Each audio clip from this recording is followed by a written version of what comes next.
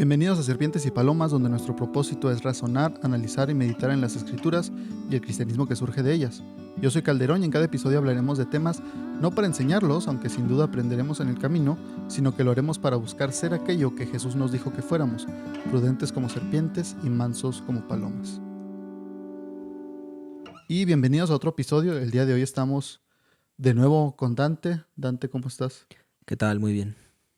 Hoy vamos a estar platicando de algo que sigue la línea de los últimos episodios que hemos tenido con Dante, las pláticas. Hemos estado hablando ya en varios episodios de la iglesia en sí. Hemos hablado de la iglesia que creó Cristo, de la iglesia que le decíamos la iglesia instituida por Cristo. También hablamos de la iglesia institucionalizada. Hemos hablado de qué hace a un cristiano, cómo podemos reconocer a un cristiano, lo que la iglesia dice hoy en día que es un cristiano, lo que la iglesia hace 20 años decía que es un cristiano, cómo ha ido cambiando, lo difícil que puede llegar a ser cristiano hoy en día, no porque ser cristiano como tal sea difícil, sino el identificar, bueno, ¿qué me hace cristiano? Teniendo tantas voces que nos hablan hoy en día entre predicadores, en redes sociales, en YouTube, en nuestra propia ciudad, en nuestro contexto, en nuestra iglesia.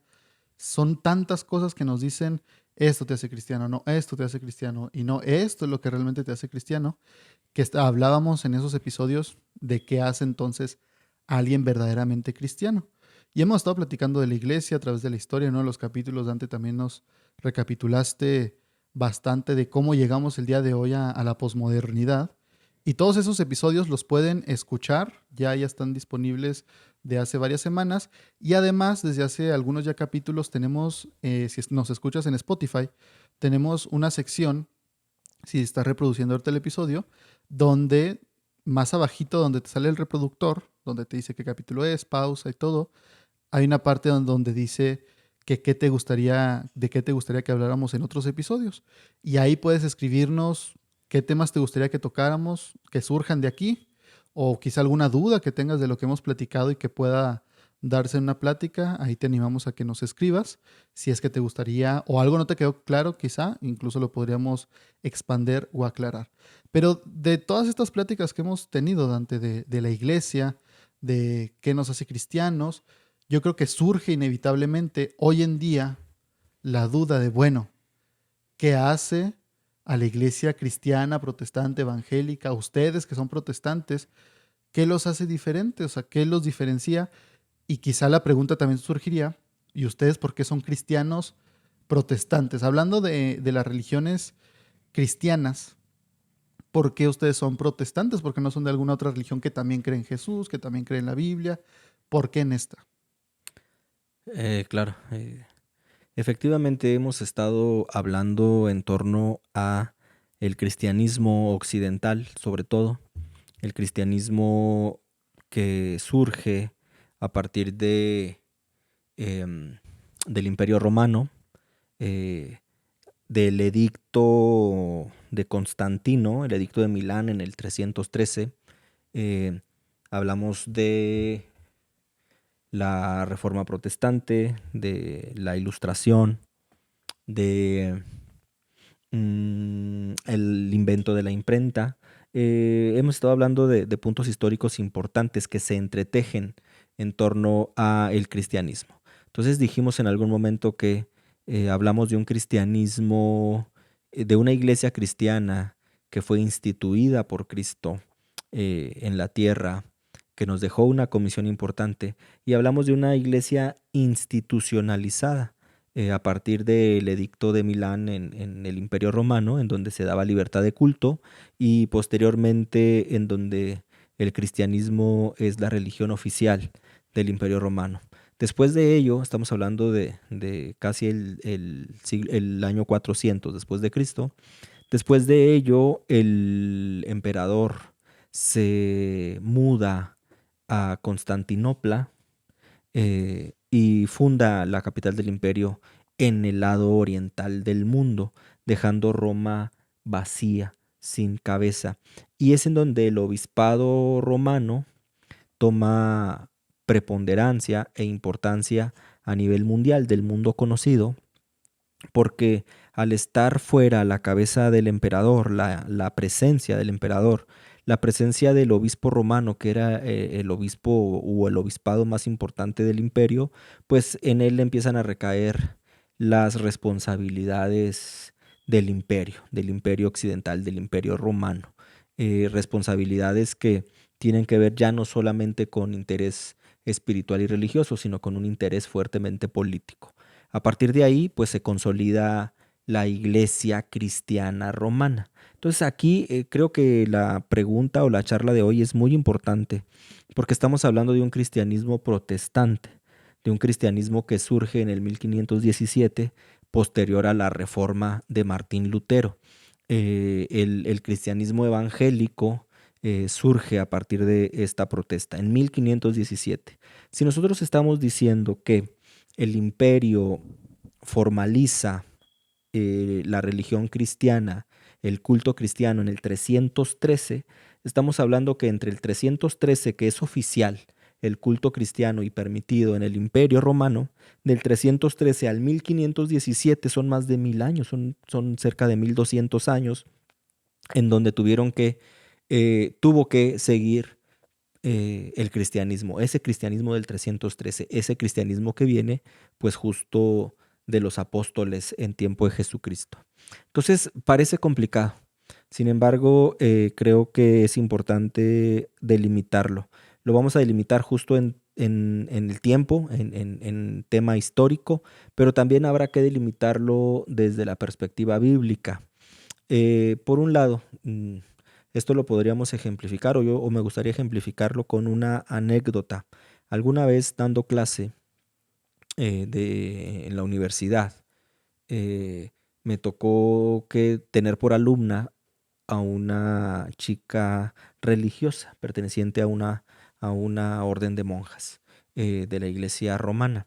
Y la clase debió haber sido filosofía de la educación, introducción al pensamiento científico, alguna de estas clases en donde estábamos viendo justo eh, cómo se había formado Occidente y cómo veníamos de una tradición griega, grecolatina, griega romana, la fusión de ambas culturas. Y justo en esto llegó el punto en que se tocó la división de los poderes y la reforma protestante. Se hablaron cosas de mitos, cosas de dogmas, estábamos hablando de ciencia, a final de cuentas, ciencia y filosofía de la ciencia. En algún momento ella me dijo, en tono de reclamo, que ellos tenían, los católicos, tenían la indicación de, ahora el Papa Francisco, la indicación de ya no contender con los protestantes, porque ya no iban a ser más protestantes, sino los hermanos que alguna vez habíamos salido del seno de la iglesia y que era menester que regresáramos. Entonces me dijo, ahorita el tiempo es un tiempo de no pelear, es un tiempo de abrirles los brazos porque ustedes también son nuestros hermanos y ustedes han de volver a casa, porque cristianos romanos y cristianos protestantes somos los mismos.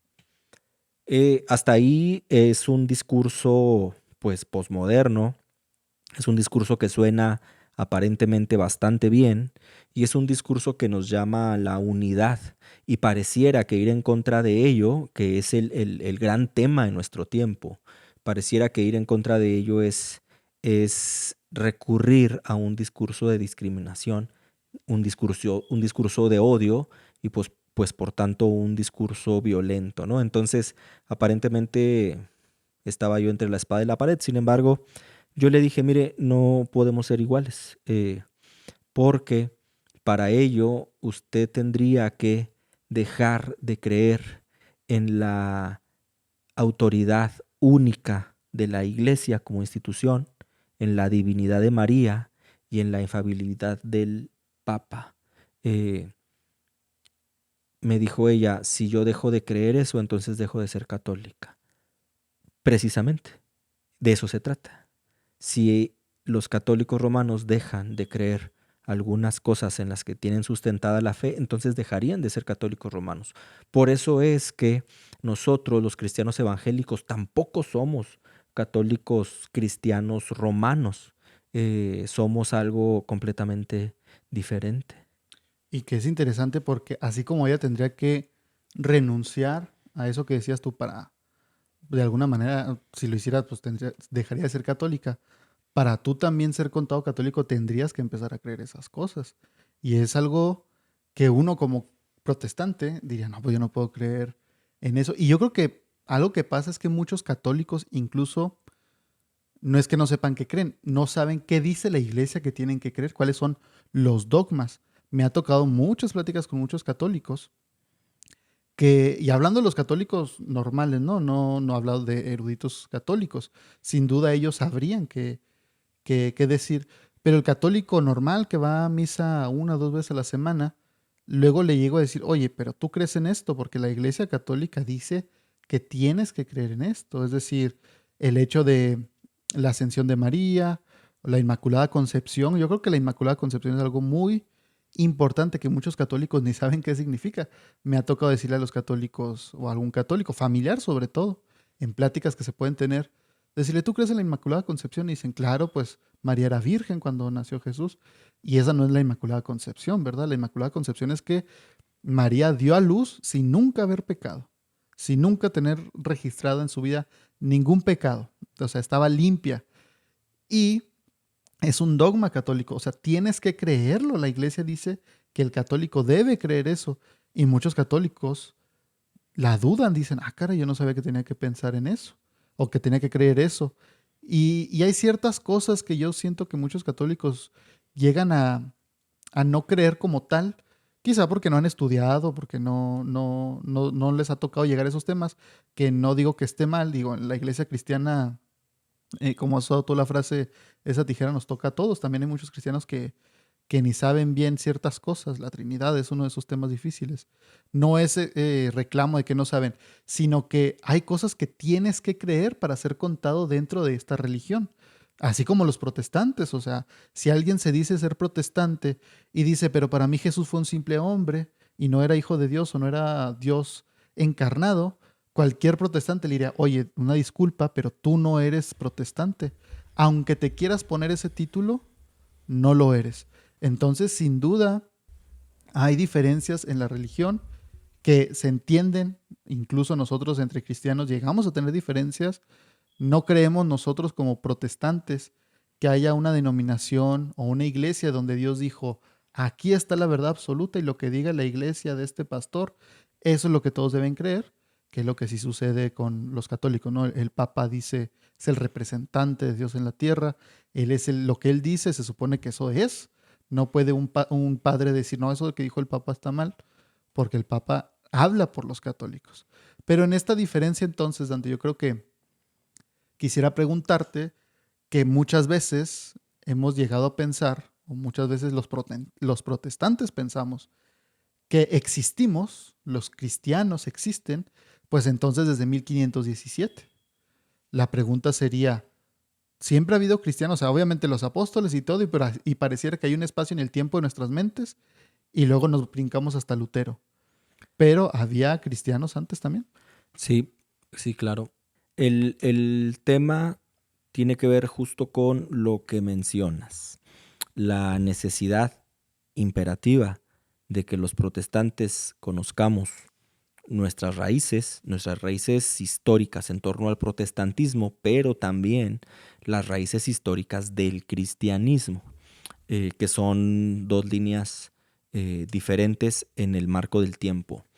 Y también tiene que ver con evitar juicios, de alguna manera, de todo tipo, en torno a lo que no es protestante. Sin embargo, entender que es necesario que conozcamos los fundamentos en los cuales se construye el protestantismo o el cristianismo evangélico y cuáles de estos fundamentos son completamente bíblicos y a final de cuentas entender que esto es lo que nos hace cristianos protestantes o cristianos evangélicos, los fundamentos bíblicos inamovibles. De aquí entonces hacemos primero una primera diferenciación.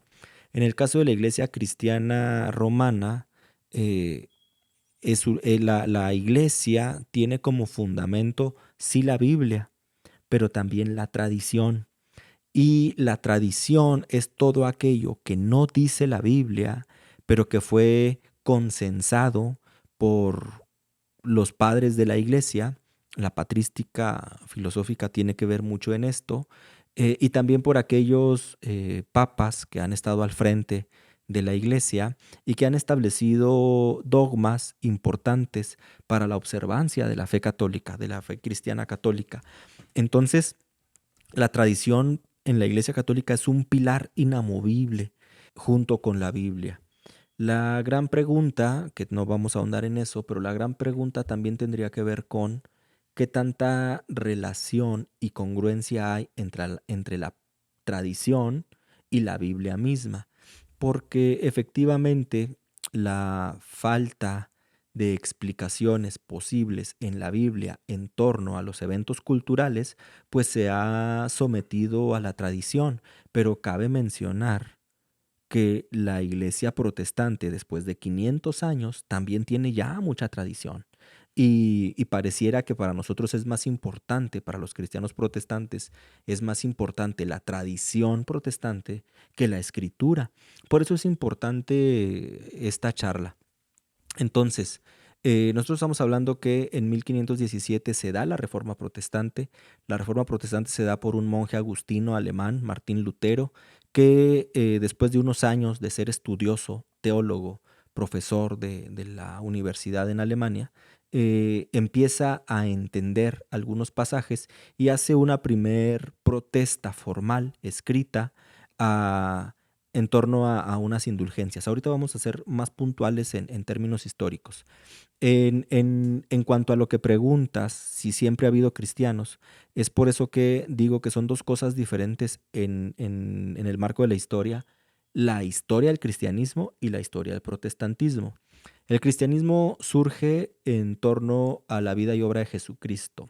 Sin embargo, antes de la venida de nuestro Señor Jesucristo a la tierra, ya había una promesa desde el principio de los tiempos de que habría un libertador y de que esperáramos o que en aquel tiempo el pueblo de Israel esperara la promesa dada en el huerto a Adán y a Eva de que vendría un libertador y que los regresaría el proyecto humano lo regresaría al huerto, al proyecto original. Entonces esta promesa la esperaron, desde Adán la esperó con sus hijos, ¿no? Y vamos viendo en el discurso bíblico, en la historia bíblica, que el relato nos va diciendo que todos los personajes y los momentos en la Biblia fueron en torno a la esperanza de un libertador. Entonces todos los hombres antes de Jesús, creyentes, creyeron que vendría un libertador y que este libertador vendría a liberarnos de la esclavitud del pecado y sobre todo que vendría a restablecer el plan original de Dios en torno a su familia. Y aquí me gusta mucho, obviamente, la historia de la Biblia. Y en la misma Biblia creo que podemos ver esto de lo que hablamos, sobre todo en el Antiguo Testamento, que es donde tenemos un periodo más largo de tiempo que se narra. Porque en el Nuevo Testamento tenemos la vida y obra de Jesús y los años que vienen, pero es un periodo muy corto, no llega ni a 100 años en todo lo que sucede. Y tenemos brincos de tiempo muy grandes donde no se platica mucho. Pero en el Antiguo Testamento, hablando de esto de la iglesia, y creo que quizá tú me dirás si estará bien el ejemplo, podemos ver que después de que establece el tabernáculo, que se establece el templo, tenemos a la gente que trabaja en el templo y tenemos historias de sacerdotes, de profetas fieles que trabajan en el templo, que son líderes, reyes que son líderes, que serían en la cabeza de todo esto. Pero luego hay periodos de tiempo en la historia de Israel que los líderes de la iglesia se desvían, que ponen atención a otras cosas, que comienzan a hacer cosas que no deberían y sin embargo hay gente creyente, fiel a Dios, a la que Dios sigue comunicándose. Y ahí creo que es algo que desde entonces se ve y se sigue viendo y es esto mismo de la iglesia instituida y la institucionalizada, que había gente creyente en Dios, obediente a Dios, que sí le importaba lo que dijera Dios, hacer las cosas como decía Dios, imperfecta como todos nosotros, pero a fin de cuentas creyente, y aún en el mismo templo había gente líder que ya se había alejado de Dios, que seguía haciendo las cosas del templo, pero no para Dios. Y al mismo tenemos estas dos historias. A veces se cruzan, a veces se separan mucho, a veces están ahí mismo, viviendo en el mismo templo. El líder que está alejado de Dios y aquel líder que habrá de acercar al pueblo de Dios viviendo en el mismo templo al mismo tiempo. Y eso mismo ha pasado en la historia, siento yo. Que eso pues, ahí está plasmado en el Antiguo Testamento. Llega Cristo, enseña, y no deberíamos esperar que fuera diferente al Antiguo Testamento. Es decir, aquí hablando de la institucionalizada y la instituida, creo que los católicos, me ha tocado ver mucho en redes sociales que, que lo ponen así como una victoria, ¿no? Que dicen, pregúntale a Alexa quién fundó la Iglesia Católica.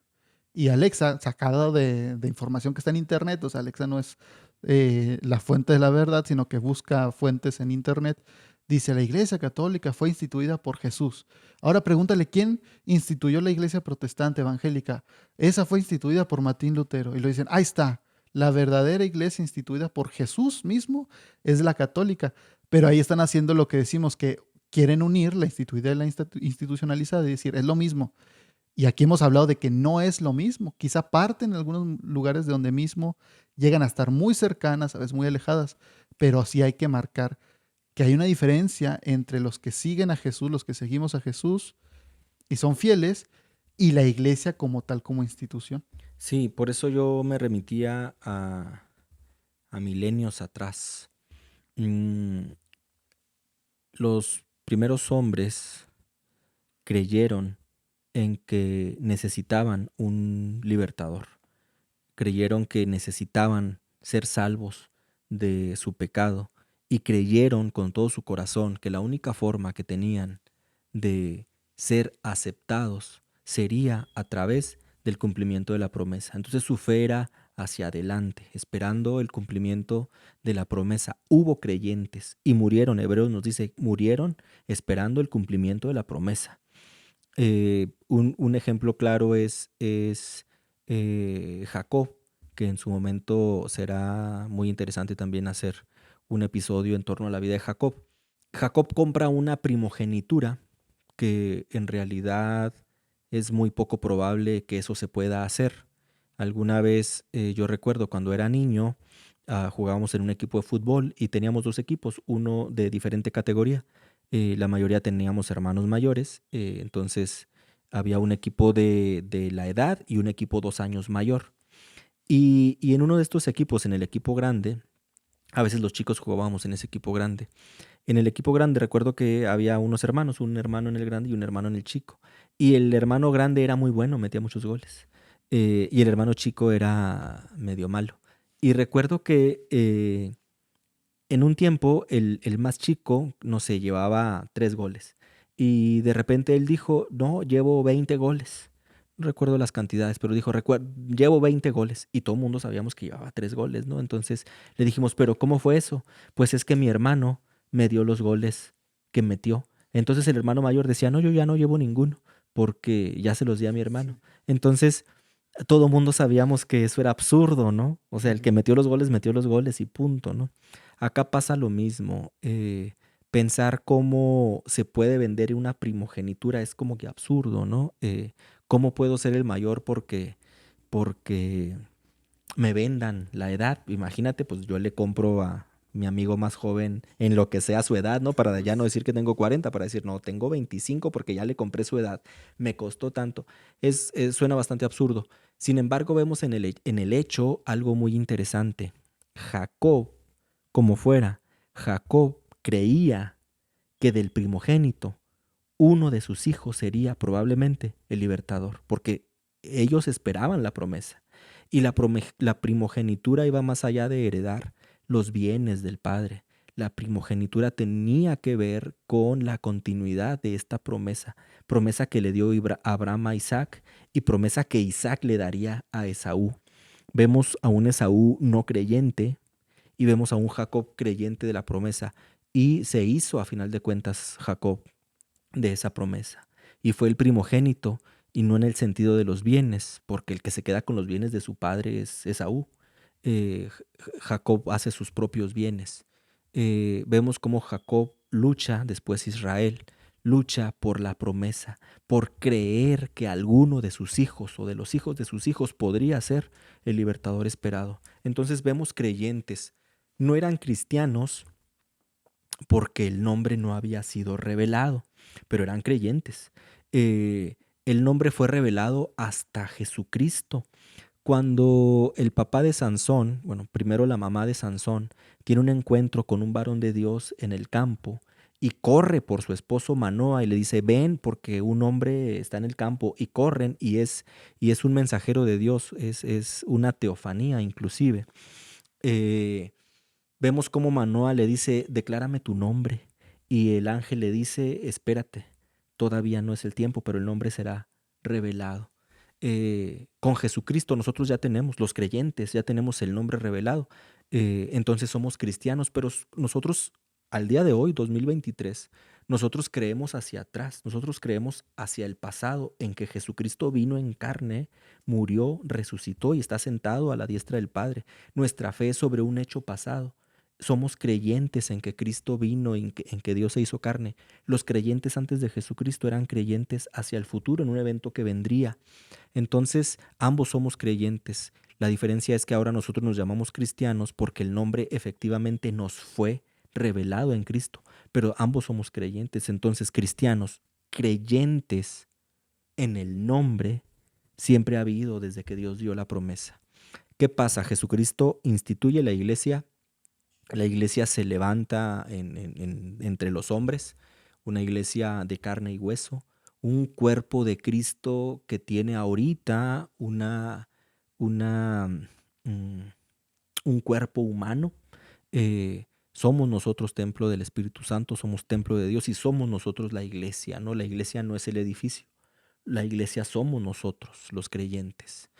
Cristo entonces instituye la iglesia y la iglesia empieza a funcionar. Viene en el imperio, los primeros años del imperio son muy difíciles, hay mucha persecución, el imperio era politeísta, el imperio romano funcionaba a partir de las clases sociales, funcionaba a partir de que cada quien tuviera su lugar jerárquico y el costo que ello implicaba. Entonces el imperio en ese sentido era bastante jerárquico y el cristianismo pues viene a promover un modelo de igualdad, ¿no? Es por eso que es tan perseguido.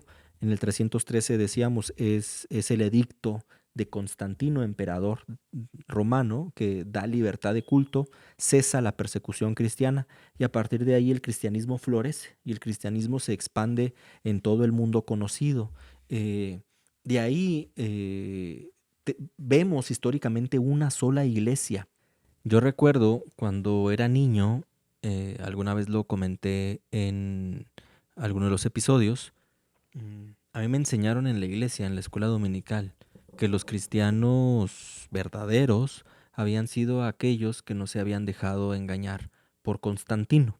¿Qué pasó? Que Constantino en el 313, el edicto de Milán establece que el culto cristiano ya no es más perseguido. Da libertad de culto a los cristianos y a partir de eso el cristianismo florece en el imperio. ¿Qué pasaba antes del edicto? Pues que el cristianismo era prohibido, era un culto proscrito y se perseguía a los cristianos. Cristianos que capturaban iban al martirio, ¿no? En los coliseos o en el coliseo, en los juegos. Eh, entonces los cristianos estaban escondidos para que el cristianismo pudiera llevarse a cabo, el culto pudiera llevarse a cabo. Los cristianos empezaron a esconderse en los túneles subterráneos debajo de las grandes ciudades, sobre todo en las catacumbas o túneles en Roma. Ahí se daba el culto cristiano a escondidas. Entonces se dice que cuando Constantino saca el edicto, a partir de ese momento pues los cristianos tienen libertad y salen de las catacumbas a hacer sus cultos normales. Pues bueno, a mí me enseñaron que los cristianos que no se habían dejado engañar por Constantino habían sido los cristianos que se habían quedado al interior de las catacumbas y que éramos hasta el día de hoy los cristianos verdaderos, que el cristianismo verdadero era justo aquel que no se había dejado engañar por Constantino y que no había salido nunca de los túneles, de las catacumbas. Y esto pues es un error. En realidad el cristianismo de la primera iglesia, el cristianismo apostólico. El cristianismo se expande a través del Imperio Romano. Vemos cómo la ciudad de Jerusalén en el año 90 es destruida. Entonces no queda una iglesia en Israel, no queda en pie una iglesia judía. Vemos cómo Jacobo es matado a espada, que era el líder de la iglesia local, y los demás apóstoles que no son martirizados, pues salen al imperio, salen a las diferentes ciudades del imperio, y la tradición establece que Pedro se va a Roma. Independientemente de a donde se haya ido Pedro, la iglesia cristiana florece en el Imperio Romano. Y es un hecho que la iglesia cristiana se establece en Roma, porque la iglesia no se establece en Jerusalén. Jerusalén es destruida. Entonces la iglesia es de Roma. Los primeros siglos de la iglesia, después de la iglesia pentecostés, los primeros siglos de la iglesia se dan en el imperio y florecen a partir de haberse escondido porque el culto estaba prohibido. Después del edicto, después del 313, la iglesia se institucionaliza y es parte ya del imperio. Entonces todo el imperio en ese sentido, perdón, es romano. Por eso hemos insistido de esta época la importancia de la iglesia instituida por Cristo y la iglesia institucionalizada. A partir de ese momento vamos todos juntos. Entonces, estamos hablando que del 313 del edicto al 1517, dijimos, son casi 1200 años en los que la iglesia cristiana florece en, eh, en el imperio romano. Ya para entonces, pues bueno, el imperio ha caído, el imperio bizantino también ha terminado y con ello tenemos ya un cristianismo que se ubica históricamente en Roma, ¿no? En el imperio romano, en lo que ahora es Occidente. Para 1517, pues surge la figura del monje agustino Martín Lutero, que hace una protesta muy fuerte contra la iglesia cristiana del momento, ¿no? Y la crítica tenía que ver con los abusos, con los excesos, con algo que él está tratando de poner remedio, que es que la iglesia y la curia, los sacerdotes y los fieles tengan una fe genuina basada en la Biblia. Hasta este momento el monje no ha dado la espalda a la tradición. Hasta este momento él está luchando, antes del 1517, él está luchando porque la iglesia sea una iglesia genuina, porque la iglesia tenga unos principios y fundamentos bíblicos verdaderos, porque la iglesia regrese al seno del proyecto original de Dios para el hombre, su familia, y que la iglesia empiece a observar, a cumplir, a conocer las verdades bíblicas. Y ese es el punto medular de la reforma. Los congregantes, los fieles, los creyentes, el pueblo en general, no conocía, pues porque no estaba permitido, eh, en primer lugar, la traducción, estaban prohibidas las traducciones a las lenguas vulgares, a las lenguas locales de la Biblia. La única traducción que estaba autorizada era la Septuaginta. Y ahí es muy interesante en cuanto a Lutero, que muchas veces se llega a hablar de él, quizás si no hemos conocido tanto su historia, lo que quería lograr, como dices tú, pensamos como si él estuviera completamente en contra de todo lo que era la Iglesia Católica y todo lo que hacía, todo lo que enseñaba, y no es así. Él no buscaba crear otra iglesia, él no buscaba institucionalizar otra iglesia, él simplemente buscaba corregir las cosas que él, al leer la Biblia, dijo, ¿saben qué? Esto no me parece, bíblicamente esto no está bien.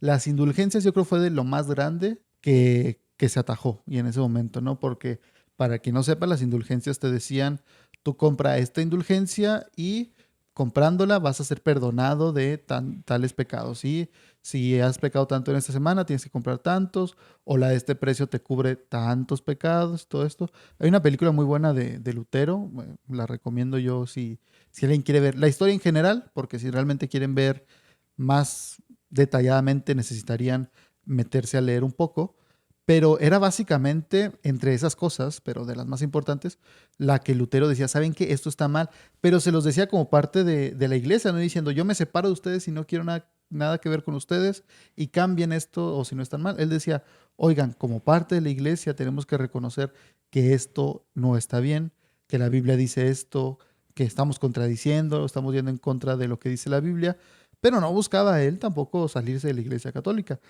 La iglesia católica, que es a lo que como comenzábamos, le dijo, ¿sabes qué? Si vas a estar con esas cosas, ya no vas a seguir siendo parte de nosotros.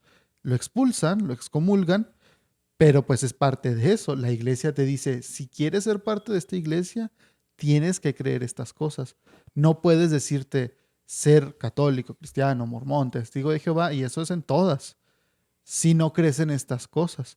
Entonces, es interesante ahí ver lo que buscaba Lutero en su momento, que ahorita ya tantos años después a veces lo interpretamos, que solemos hacer eso incluso con la Biblia, lo interpretamos a nuestro contexto ahorita, vemos el catolicismo según nuestro contexto, quizá el latinoamericano, el mexicano, y decimos, sí, pues por eso estaba en contra Lutero de esto mismo, y quizá Lutero no hubiera tenido problema con ciertas cosas que vemos hoy en la Iglesia Católica, pero con otras sí. Las indulgencias ya no existen en la Iglesia Católica como tal.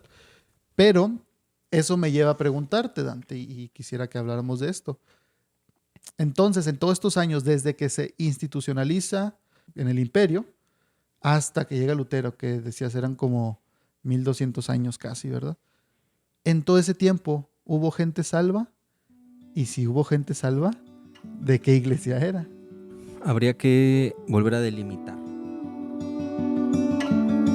Muchas gracias por escuchar este episodio. No olvides suscribirte al podcast en tu plataforma favorita y recuerda que puedes encontrarnos en Facebook, Instagram y YouTube, donde subimos más contenido que nos lleva a razonar, analizar y meditar en las cosas de Dios. Espero que estés bien. Dios te bendiga.